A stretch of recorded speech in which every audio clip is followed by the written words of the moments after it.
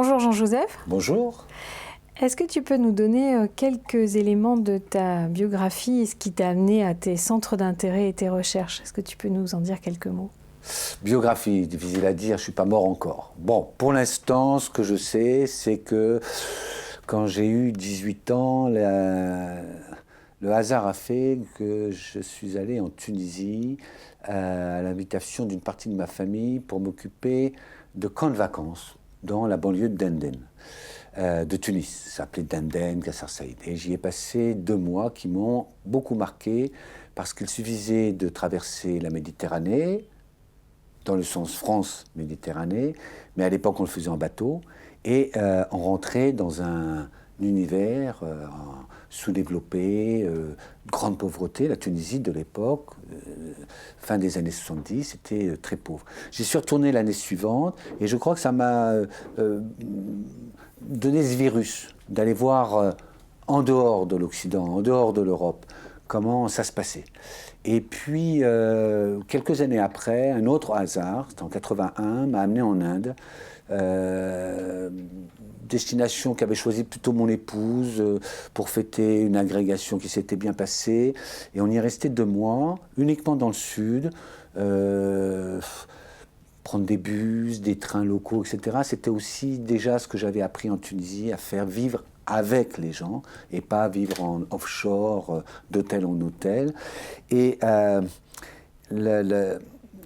les images étaient non pas choquantes de manque d'humanité, de difficultés de vie, etc. Il y avait ça, la lèpre notamment à Chennai et anciennement Madras était prévalente encore. Mais surtout, j'ai vu pour la première fois, beaucoup plus qu'en Tunisie, le décalage entre l'aspect humaniste donné de ces pays dits pauvres, et puis, au contraire, une énergie extraordinaire, un humanisme très profond des gens, ce rapprochement immédiat qu'on pouvait avoir, cette idée d'une communauté de destin aussi. Et suite à ça, pour des raisons professionnelles, étant économiste, j'ai fait un choix qui était de dire, moi je veux me spécialiser sur ce qu'on appelle aujourd'hui des économies émergentes, qu'on appelait le tiers-monde à l'époque. Et je suis retourné en Inde assez régulièrement, de longs séjours, puisque j'ai fait ma thèse. Et à partir de l'Inde, j'ai voulu découvrir la Chine également, non pas sous l'œil justement des maoïstes qui en France avaient beaucoup marqué la vision qu'on avait de la Chine, mais sous un angle qui était celui de l'Inde en fait, qui étaient les gens, comment ils vivent, etc. Et pendant 20-25 ans, j'ai sillonné toute l'Asie, à partir de l'Inde, qui a toujours été un peu mon bureau asiatique et qui me permettait d'éviter un peu cette comparaison permanente qu'on a vis-à-vis de la France, modèle du développement. D'accord. Donc ça a été des rencontres de cœur, d'intérêt, un cadre de référence différent. Et du coup, ça t'a donné le goût de les explorer. Et qu'est-ce que tu en penses aujourd'hui? Qu'est-ce que sont ces pays émergents? Qu'est-ce qu'ils peuvent nous dire?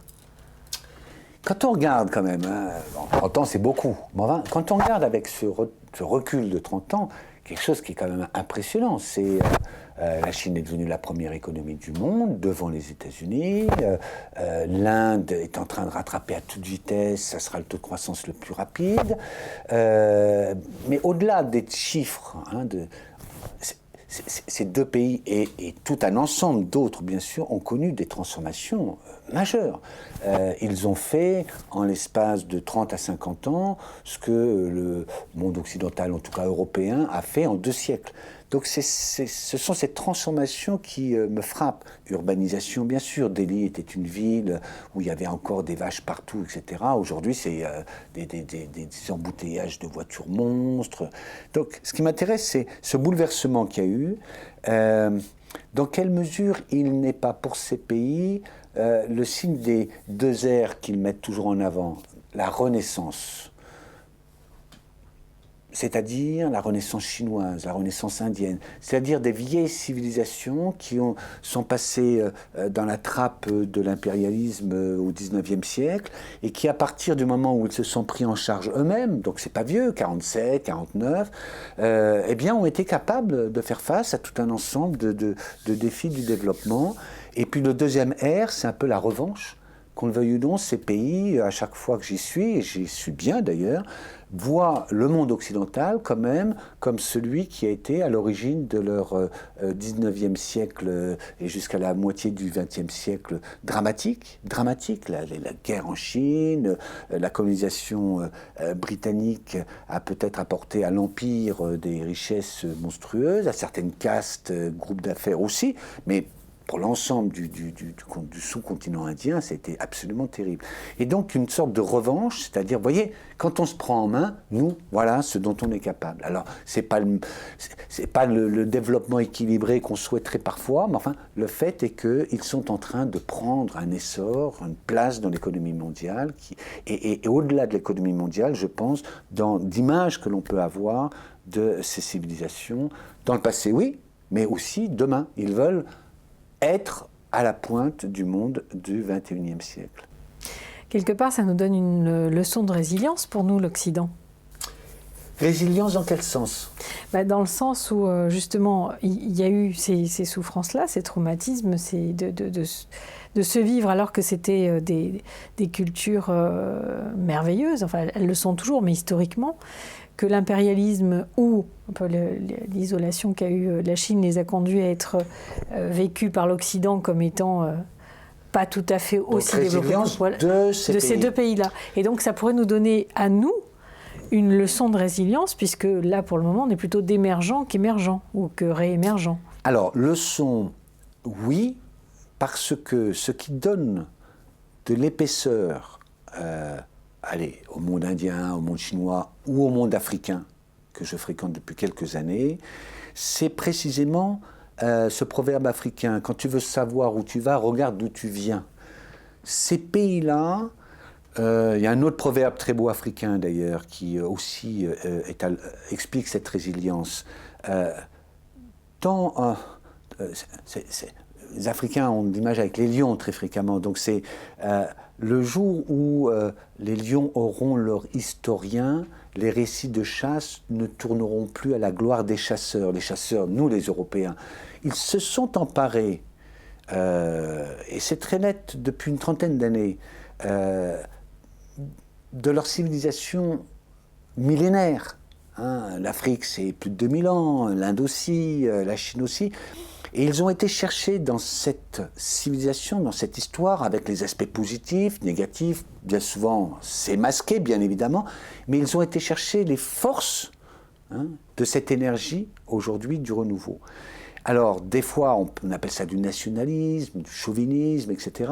Mais il faut bien comprendre que quand la Chine va extirper comme ça 2500 ans, la création de la Chine moderne, cet empire Chine qui crée l'unité des différentes provinces, quand l'Inde va chercher dans ses vieux textes, pas seulement les sutras du yoga, mais aussi dans des textes comme l'Arthashastra ou les fables du Panchatantra, quand l'Afrique va chercher dans sa tradition orale des griots, ses histoires des rois, il faut savoir que l'Afrique au XIVe siècle avait des empires extrêmement riches et cultivés. Eh bien, c'est ça qui leur a donné cette force de revenir sur les devants de la scène du monde et d'exiger le droit à exister, à être écouté, avec aussi la masse qu'ils représentent, 1,5 milliard d'habitants en Chine, en Inde, en Afrique. Les Français sont gentils, mais bon, voilà, ils font 60 millions d'habitants et ils cherchent parfois un peu à se comparer à ces énormes bateaux. Donc c'est cette notion de civilisation qui est très intéressante, je trouve, pour expliquer leur résilience. Et je pense que dans les crises successives qu'on vit nous, alors on ne va peut-être pas revenir sur les raisons de ces crises, mais il y a quelque chose qui fait que notre modernité, notre technologie nous a rendus hors sol, pour reprendre les termes de Pierre Rabhi, et du coup il y a un tel engouement pour la technologie qu'on ne veut plus regarder l'histoire, on ne veut plus regarder le patrimoine, et je pense que nous pouvons nous appauvrir de ça très, très fortement, tandis que ces pays-là sont avec toute la force que tu dis, mais justement en sachant faire le lien avec leur histoire, leur mémoire et leur tradition. Donc je me dis, il y a peut-être là à apprendre d'eux, puisqu'on est quand même dans une arrogance occidentale toujours, à supposer qu'on est les seuls à avoir le modèle et qu'on continue à l'imposer. La preuve, c'est qu'ils en veulent pour leur propre croissance. Mais on oublie ce que tu viens de dire, c'est que même s'il y a une ouverture, une envie d'avoir une croissance équivalente à la nôtre, en tout cas celle qu'on a eue, ils la colorent autrement, ils la gèrent autrement, ils la gèrent avec leur unicité. Tout à fait. L'Occident, s'il faut l'appeler comme cela, on a l'impression que son histoire commence avec la révolution industrielle, même si on parle des rois, François Ier, etc. Mais enfin, fondamentalement, on l'a fait dater du XVIIe, XVIIIe siècle. C'est là qu'il y aurait eu l'état de droit, la révolution industrielle, l'essor économique. En tout cas, la modernité. Voilà. Et donc, on a une histoire extrêmement courte. Alors, on va parfois chercher, bien sûr, donc je parlais de Charlemagne, de François Ier, on n'est pas idiot en termes de culture historique. Mais en réalité, on voit bien un dualisme complet, un fossé complet entre ce qui est, on va dire, les traditions occidentales revendiquées, l'héritage grec par exemple, voilà, tradition philosophique, scientifique aussi, on prétend que ce sont les Grecs qui ont tout inventé, la science moderne, et puis on voit un énorme saut de puce jusqu'au XVIIe siècle, et entre les deux traditions, une assez faible continuité. Comme le dit Onfray, par exemple, dans son livre sur Cosmos, sur le fait que l'homme s'est séparé de la nature. Ça, c'est le monde moderne qui a créé, le monde occidental moderne, qui a créé cette coupure extrêmement importante. L'avantage de ces pays-là, de ces mondes-là, africains, chinois, indiens, c'est qu'ils n'ont pas cette coupure parce qu'ils n'ont pas eu ce moment de domination du monde dans la période 18e, 19e siècle. Même la Chine, qui avec Mao s'est quand même beaucoup coupée de ses racines traditionnelles, philosophiques, spirituelles et autres. Oui, mais qu'est-ce que c'est 30 ans, même pas 30 ans. Mao, il prend le pouvoir en 1949 et en 1972, il est déjà quasiment out. Donc 20-25 ans, c'est pas grand-chose par rapport à l'histoire de la Chine. Et quand je vais en Chine, je suis surpris de voir encore, dans la façon dont les gens font tous les matins leur gymnastique, le tai chi, dans la pharmacopée traditionnelle, dans leur mode de vie. Et pourtant, les images qu'on a de la Chine, c'est la pollution gigantesque, les embouteillages, etc. En fait, non, dans l'intérieur, les Chinois sont bien dans l'histoire longue de la Chine. Mao, c'est un empereur parmi d'autres. Ils n'en ont pas eu qu'un empereur, ils en ont eu une centaine. Et quand on va en Inde, on retrouve on a le même phénomène, c'est-à-dire à la fois la période récente, les icônes de type Nehru, etc. Mais l'Inde vit à l'âge de son, non pas siècle, millénaire. Des 2-3 millénaires passés. Et ce qui me frappe en Afrique, c'est d'avoir finalement découvert le même processus.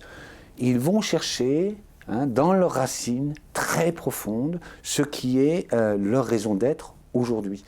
L'Occident, non. C'est vraiment cette image dont tu parlais, on est devenus les plus forts, notre modèle est le meilleur, et en fait, ça se résume à une période de l'histoire très courte. C'est 2 siècles d'histoire. Et avec cette modernité, on a le capitalisme qu'on connaît, donc avec son évolution dérégulée vers les marchés, enfin tout ce qui nous amène à ce qu'on vit aujourd'hui. Mais aussi, ce que tu dis, c'est effectivement cette coupure avec le vivant et cette coupure avec la spiritualité qui s'est continuée jusqu'à la séparation de l'Église et de l'État, fait qu'on est hors sol sur plein de domaines, en termes de sens, de transcendance, de reliance au vivant, etc. Alors que tu dis que ces 3 grands pays sont trouvent le moyen de s'approprier la modernité et tout ce qui va avec leur tradition et avec une spiritualité. Alors, si on définit la spiritualité comme, non pas la religion au sens où on l'entend nous, et effectivement, c'est 2 choses très, très différentes. Relégarer, c'est réunir, c'est créer des églises. C'est ça la religion. La spiritualité, c'est considérer que ce qui...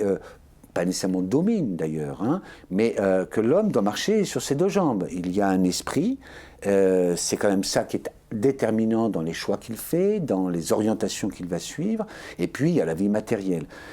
Quand on parle de la Chine d'aujourd'hui, on dit les Chinois sont tous des matérialistes. Et non, pas du tout. Ce qui me frappe, au contraire, c'est leur très grande spiritualité au sens où je l'ai entendu, c'est-à-dire ce qui compte, c'est ce qui se passe dans le raisonnement, dans les choix éthiques, moraux que l'on va faire. On a beaucoup parlé du retour de Confucius en Chine. En réalité, c'est pas seulement Confucius qui est poussé par les autorités, mais il y a bien d'autres philosophes. Lao Tzu est extrêmement populaire, bien sûr. Et quand on lit Lao Tzu, qu'on lit les philosophes indiens du 10e, 9e, 10e siècle, on a moins de philosophes en Afrique, mais on a une philosophie qui date également de cette période-là.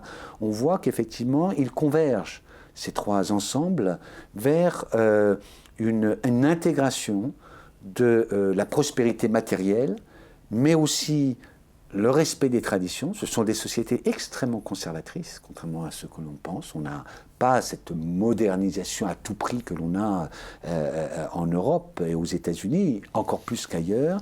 Et le troisième, c'est dans les rapports entre les gens, le fait que ce ne sont pas des marchandises, ce sont des gens. C'est-à-dire que, comme ils ont vécu très rapidement cette transition de la société traditionnelle à la société moderne, ils ont encore, peut-être que ça disparaîtra, mais ils ont encore le lien du village.